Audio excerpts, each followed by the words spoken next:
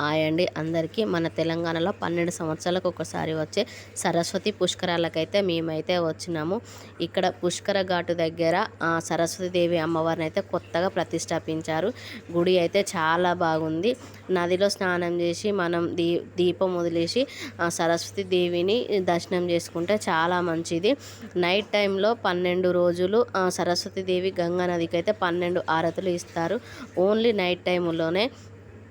ఇక్కడ పబ్లిక్ అయితే చాలా బాగున్నారు. మేమైతే వెళ్ళింది ఫోర్త్ రోజు కూడా పబ్లిక్ అయితే చాలా బాగున్నారు. ఇది మొత్తం నది దగ్గర ముందు నది, అమ్మవారు ముందు నది అయితే ఉంది.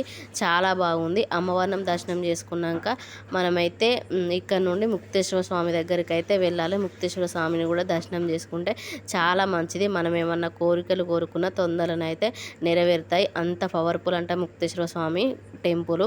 చాలా బాగుంది. నేనైతే కొన్ని షార్ట్స్ కూడా పెట్టాను. ఇక్కడ మేము నదిలో స్నానం చేసింది అవన్నీ కొన్ని షార్ట్స్ అయితే నేను పెట్టిన. వీడియో నచ్చితే లైక్ చేయండి, ఛానల్ని సబ్స్క్రైబ్ చేసుకోండి.